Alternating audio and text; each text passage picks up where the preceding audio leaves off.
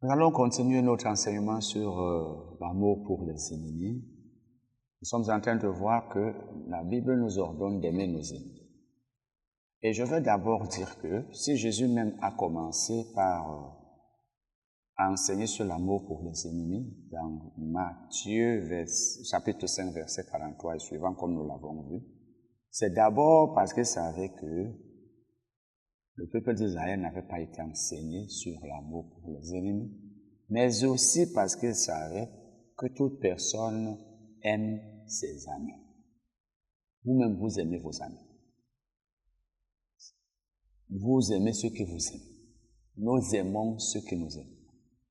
Donc Jésus n'avait pas besoin de leur demander d'aimer leurs amis. On n'a pas besoin de demander à quelqu'un d'aimer ses amis, parce que lui-même le fait, c'est naturel. Et on va voir tout à l'heure même, plus loin, ce qu'il dit. Donc, Jésus a voulu leur dire, ne vous limitez pas à l'amour pour vos amis. Aimez aussi vos ennemis, de la même manière que vous aimez vos amis. Nous allons donc lire un autre verset. C'est Jacques 3, versets 9 et 10. Jacques 3, versets 9 et 10. Mais avant ça, je vais revenir un peu en arrière parce que nous avons vu que nous devons invoquer les bénédictions sur nos ennemis. En d'autres termes, nous devons les bénir. J'en profite également pour dire que certaines personnes pensent que lorsqu'on bénit un mariage, ça va marcher. Les gens pensent que lorsqu'un pasteur, par exemple, bénit un mariage, ce mariage aura des bénédictions. C'est parce que les gens ne comprennent pas ou ne savent pas qu'il y a le mot bénir a plusieurs sens. Lorsque c'est Dieu qui est sujet de bénir, là, ça veut dire que Dieu accorde des bénédictions à la personne qu'il bénit. Mais lors d'un mariage, par exemple, lorsqu'on prie pour un couple, on n'est pas en train d'invoquer les bénédictions, mais on est en train de faire une prière de consécration. Donc là, on prie pour leur consécration. Ça n'ajoute rien au mariage. Donc si le couple ne mène pas une vie qui glorifie Dieu, ne fait pas la volonté de Dieu, rien ne va marcher. C'est pourquoi on bénit souvent des mariages, mais ça ne marche pas. Donc, ici, Jésus nous a dit, bénissez ceux qui vous maudissent. En d'autres termes, invoquez des bénédictions sur eux. Donc, si par exemple quelqu'un a faim, je dois invoquer la nourriture. Si quelqu'un est pauvre, donc je dois souhaiter ou prier ou demander que de bonnes choses soient faites, soient accomplies dans sa vie. Que ce qu'il n'a pas et qui lui est utile, qu'il puisse avoir ça. C'est ça, invoquer des bénédictions ou alors bénir, souhaiter le bien. Nous allons donc lire Jacques 3, versets 9 et 10. Jacques 3, versets 9 et 10. Jacques dit, par elle, et par le signe de la langue, par elle nous bénissons le Seigneur notre Père, et par elle nous maudissons les hommes faits à l'image de Dieu. De la même bouche sortent la bénédiction et la malédiction. Il ne faut pas, mes frères, qu'il en soit ainsi. Jacques enseigne ici sur l'usage de la langue pour nous dire, nous devons éviter d'utiliser notre langue n'importe comment. Nous devons éviter de dire n'importe quoi de nos bouches. Et dis donc, voici ce que nous faisons d'habitude. Par la langue, nous bénissons le Seigneur notre Dieu. Voilà, tout à l'heure, je vous disais que le verbe bénir a plusieurs sens. Il y a même plusieurs mots grecs traduits par bénir dans le Nouveau Testament. Lorsque la Bible dit que Dieu bénit un homme, par exemple dans Éphésiens 1, verset 3, la Bible dit que Dieu nous a bénis de toutes sortes de bénédictions spirituelles. Ça veut dire qu'il nous a accordé des bienfaits. Et lorsque la Bible dit que moi je bénis Dieu, comme ici, Jacques dit, par la langue, nous bénissons le Seigneur. Bénir ici ne veut pas dire accorder des bienfaits, mais bénir ici veut dire louer. Donc par la langue, nous louons Dieu, nous le louons. Et là aussi, je dois dire que la louange, c'est le mot louer même est synonyme aussi de l'expression rendre grâce. Dans d'autres versions, et selon souvent les versets, vous allez voir dans une version louer, dans une autre rendre grâce, dans une autre encore dans une autre encore, reconnaître, donc être reconnaissant. Donc, louer, on ne loue pas seulement, parce qu'il y a des gens qui pensent aujourd'hui que louer Dieu, ce n'est que par les chansons. C'est pourquoi dans certaines de nos assemblées, nous insistons sur les chansons et sur beaucoup de chansons, parce que selon nous, la bonne louange consiste à avoir tout un grand répertoire de chansons. Or, la louange, c'est la parole que nous sortons de notre bouche, nous adressant à Dieu en signe de reconnaissance. C'est pourquoi le mot louange est aussi traduit par reconnaissance. Donc, la Bible dit ici que par la langue que nous avons, nous louons Dieu. Ça veut dire nous, du moins, nous bénissons Dieu. Ça veut dire nous le louons par la langue. Nous le louons en disant, Seigneur, je te rends grâce, je te bénis, tu es bon, tu es miséricordieux, tu es le Dieu des dieux, le Seigneur des seigneurs, etc., etc. C'est comme ça qu'on loue Dieu. Mais ça doit venir du cœur. Dieu est très bon, nous lui parlons, nous lui disons cela. Par la langue donc, nous bénissons Dieu. Nous le louons. Et il dit, et par elle, donc par la même langue, nous maudissons les hommes faits à l'image de Dieu. Le verbe grec traduit ici par maudire, c'est kataraumai.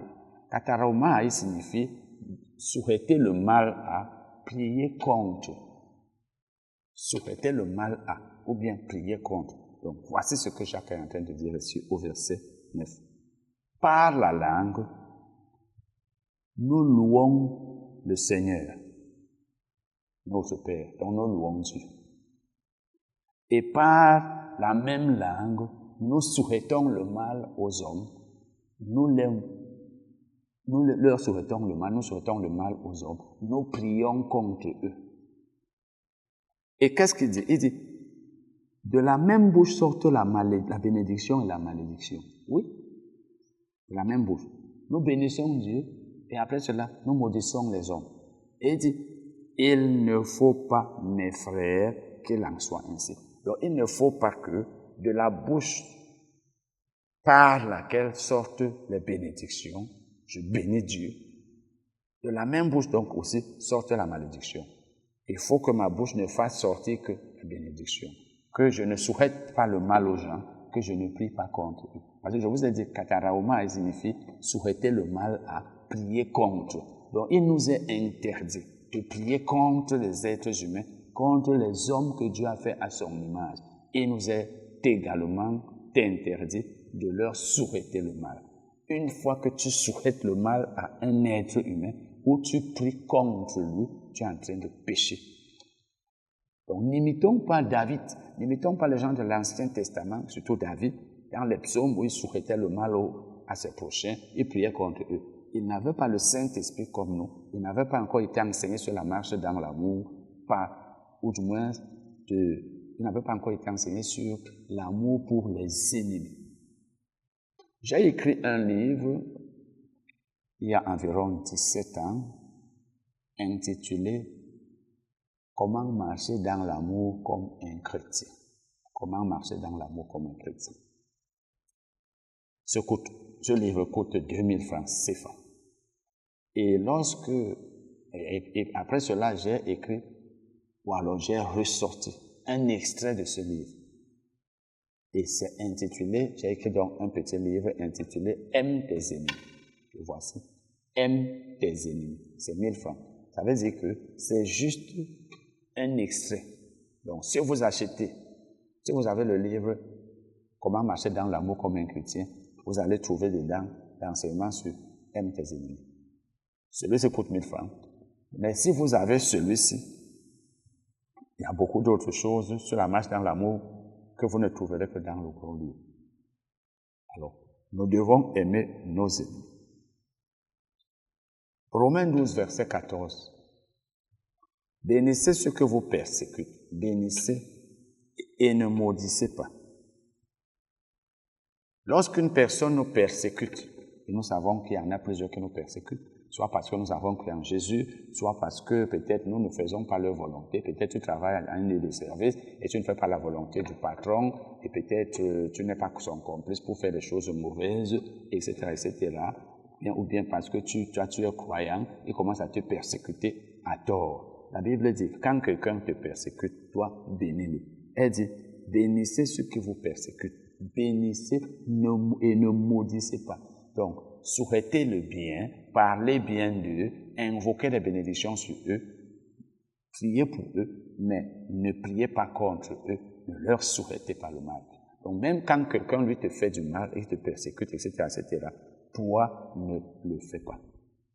J'ai enseigné un jour à une assemblée dont j'étais membre à l'époque, ça devait être en 2009.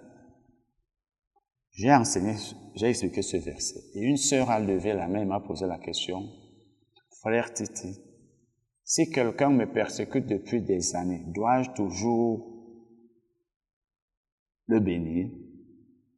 Frères et sœurs, vous avez souvent vous posé des questions dans le but de nous amener à vous dire ce que vous voulez entendre. Est-ce que la Bible dit ici, bénissez ceux que vous persécutent, sauf s'ils vous persécutent depuis plusieurs années? Il n'y a pas de limite. Tant que quelqu'un, toi tu es sur la terre, tu vis, et qu'une personne te persécute, toi bénis-la. C'est ce que la Bible nous enseigne ici. Et elle dit, bénissez et ne maudissez pas.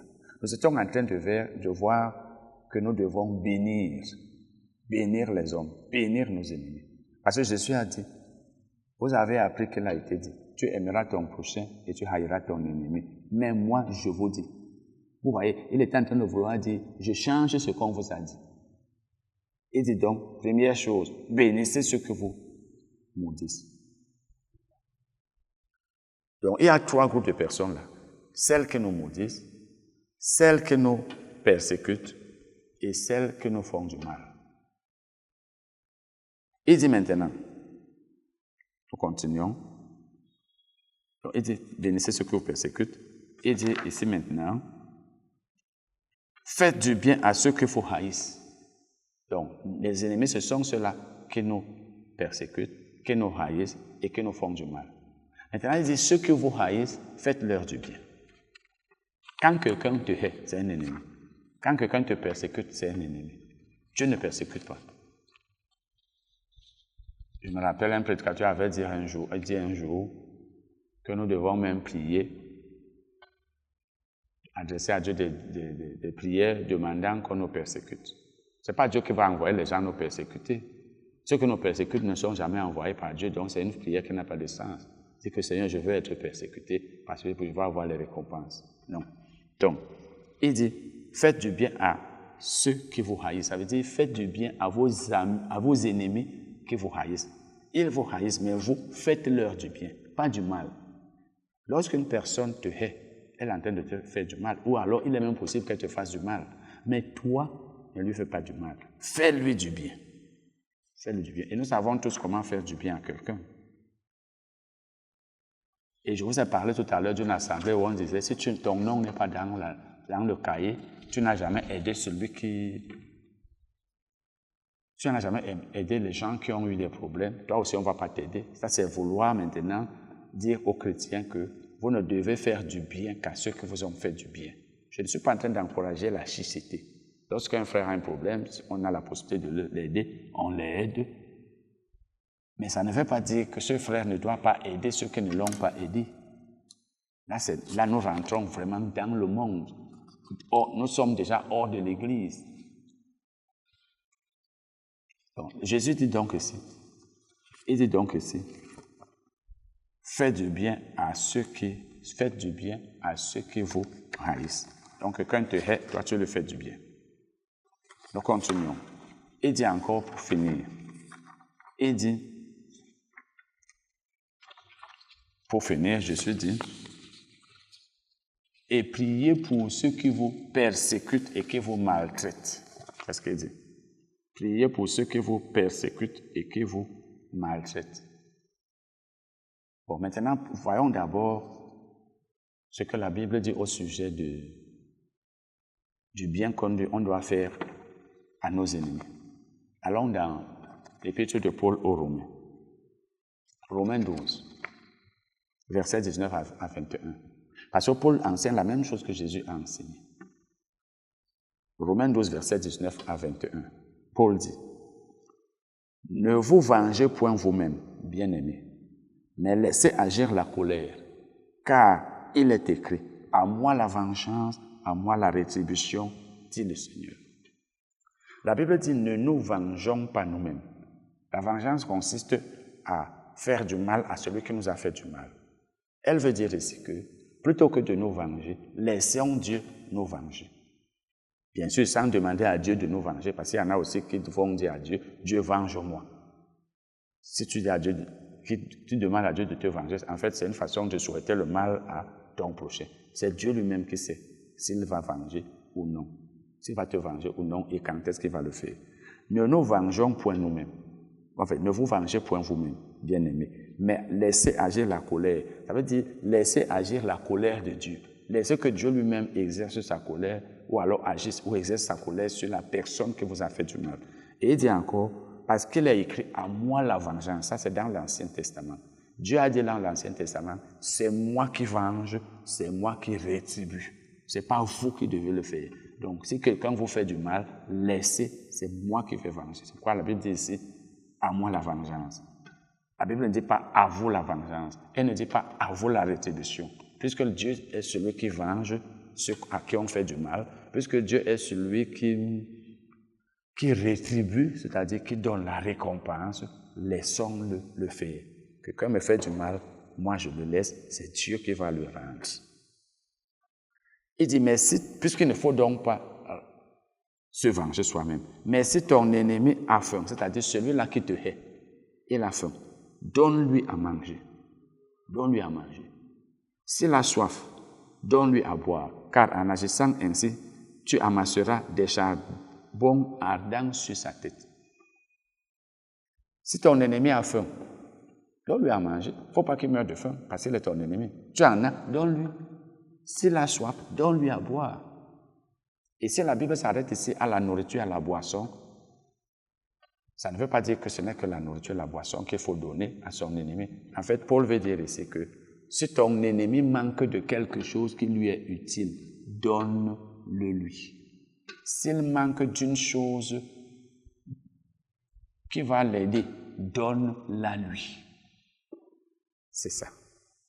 Ne lui refuse pas le bien parce qu'il est ton ennemi, parce qu'il te hait, parce qu'il t'a fait du mal ou parce qu'il a voulu te faire du mal. Il dit parce que quand tu le fais, ce sont des charbons ardents que tu mets sur sa tête. Il dit encore, ne te laisse pas vaincre par le mal, mais surmonte le mal par le bien. L'homme qui rend le mal par le mal, eh bien c'est celui-là qui s'est laissé vaincre par le mal. Quand le mal est vainqueur, quand tu es vaincu par le mal, c'est là où tu vas rendre le mal pour le mal. Mais la Bible dit ici, ne le faisons pas, mais surmontons le mal par le bien, c'est-à-dire que quelqu'un me fait du mal, moi je lui fais du bien. Quelqu'un me hait, moi je lui donne ce dont il a besoin. Voilà ce que la Bible nous enseigne, frères et sœurs. C'est ce qu'elle nous enseigne. Nous ne devons pas faire comme certains d'entre nous, plusieurs le font aujourd'hui, et même comme on le faisait dans l'Ancien Testament, parce que quelqu'un ne t'aime pas, tu ne l'aimes pas non plus, ton ennemi a faim, tu ne lui donnes pas à manger, tu souhaites même qu'il meure, tu dis, c'est ça, il va voir. Ce n'est pas ce que la Bible nous enseigne. Et ces choses, nous pouvons les faire. C'est là que la Bible nous demande de faire. Jésus a encore dit quelque chose. Qu'est-ce qu'il dit? Il dit, nous allons prier pour ceux qui vous maltraitent et qui vous persécutent. Priez pour. David priait contre, vous savez, la préposition pour est contraire à la préposition contre. Pour et contre sont opposés. Jésus a dit, priez pour. Priez pour ceux qui font quoi? Qui vous maltraitent. Donc quand quelqu'un te maltraite, toi, prie pour lui. Et qui vous persécute. Ça veut dire que je ne dois pas prier contre quelqu'un, mais pour lui. Et surtout que c'est quelqu'un qui me fait du mal, qui me hait, qui me persécute. Et dit prier pour. Mais nous prions contre les hommes aujourd'hui. Combien d'entre nous continuent de prier contre leurs ennemis? Dans combien d'assemblées, dans combien de milieux chrétiens on prie aujourd'hui contre les sorciers? Par exemple, les gens disent que le sorcier doit mourir. Parce que la Bible dit dans Exode que tu ne laisseras point vivre la magicienne. Alors, dans l'Ancien Testament, ça voulait dire quoi? On devait tuer les magiciens. On devait les tuer. Ce n'était même pas, on priait même pas contre eux. Aujourd'hui, nous prions contre les sorciers et nous disons qu'ils meurent parce que nous nous appuyons sur ce verset. Or, la Bible voulait dire là-bas qu'on devait les tuer et on les tuait. Comme les astrologues, on les tuait. Donc, si nous voulons appliquer ce verset-là, eh bien, nous devons donc les tuer physiquement. En fait, nous devrions, mais c'est même parce que la Bible nous demande de faire. Donc, nous devons pas prier contre les êtres humains. Ce n'est pas du tout biblique prier contre un être humain dans le Nouveau Testament, leur souhaiter le mal. Nous ne devons pas leur souhaiter le mal, puisque nous avons vu que nous devons éviter de leur maudire, et maudire là-bas, dans les versets que nous avons vus, veut dire, le verbe grec traduit là par maudire, kataraumai, signifie souhaiter le mal à prier contre. Et quand nous allons même dans 1 Timothée 2, verset 1 et suivant, nous voyons que la Bible dit là-bas que, il dit, je vous exhorte avant toute chose à faire des prières, des supplications, des requêtes, des actions de grâce pour tous les hommes. Après ça, pour les rois, pour ceux qui sont élevés en dignité. Donc nous devons prier pour tous les hommes. Et si nous devons prier pour tous les hommes, ça veut dire que nous devons aussi prier pour nos ennemis. Vous ne pouvez pas voir dans la Bible prier contre. Vous ne pouvez pas voir qu'il est écrit prier contre. Vous ne pouvez pas voir dans le Nouveau Testament que quelqu'un a prié contre un être humain. Encore, que ce soit un ami ou non. Du moins un ennemi ou non. Et il y a un passage sur lequel nous devrions nous appuyer pour comprendre l'esprit du Nouveau Testament. Luc 9, versets 54 à 56. Luc 9, versets 54 à 56. Les disciples Jacques et Jean, voyant cela, dirent, « Seigneur, veux-tu que nous commandions que le feu descende du ciel et les consume ?» Il y avait les Samaritains qui avaient refusé de recevoir Jésus. Et ses disciples ont demandé, « Veux-tu qu'on ordonne que le feu descende du ciel et les consume ?» Dans d'autres versions, vous verrez que c'est précisé, soit souvent entre crochets, comme Élie l'a fait. Élie avait ordonné que le feu descendit, et il était descendu et avait consumé 51 personnes 2 fois, donc 102 personnes.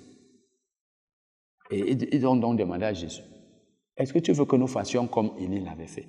Parce que ces gens ont refusé de te recevoir dans leur maison. On ordonne le feu, les consume, maintenant tous meurent. Jésus leur a dit quoi? La Bible dit, Jésus se retourna vers eux et les réprimanda, disant, vous ne savez de quel esprit vous êtes animés. Vous ne savez même pas de quel esprit vous êtes animés. Ça, ce n'est pas l'esprit de Dieu. Cet esprit-là n'est pas divin. Il dit, car le Fils de l'homme est venu, non pour perdre les âmes des hommes, mais pour les sauver.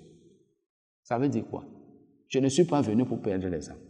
Si vous ordonnez que le feu descende et consume ces gens, leurs âmes seront perdues.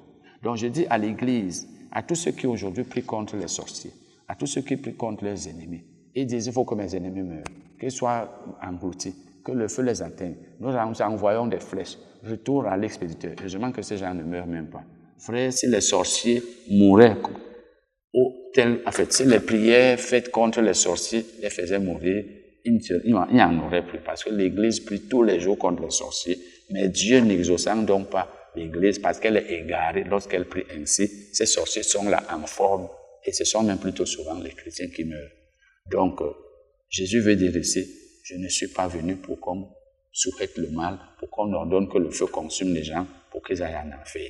Il faut les laisser. C'est pourquoi Dieu n'exauce pas les prières que nous faisons contre les ennemis. Maintenant, quelqu'un va me demander, donc ça veut dire qu'on doit même prier pour Satan, ou alors on ne doit pas souhaiter le mal à Satan. Vous n'avez pas besoin de prier contre Satan, vous n'avez pas besoin non plus de lui souhaiter le mal, parce que de toute façon, cela ne va rien changer. Son sort est là, son sort l'attend. Donc Satan, ni les esprits méchants, on n'a pas besoin de prier contre eux, ni de les aimer. On doit seulement les chasser lorsqu'on se rend compte qu'ils possèdent une personne. Voilà donc l'enseignement que j'avais à vous donner sur l'amour pour les ennemis. Je crois que cet enseignement vous a plu. De toute façon, tout enseignement biblique doit nous plaire s'il est biblique. Je vous ai déjà écrit un livre, Aime tes ennemis, c'est 1000 francs. C'est extrait du livre Comment marcher dans l'amour comme un chrétien. Et ça, là, ça coûte 2000 francs. À la prochaine. Amen.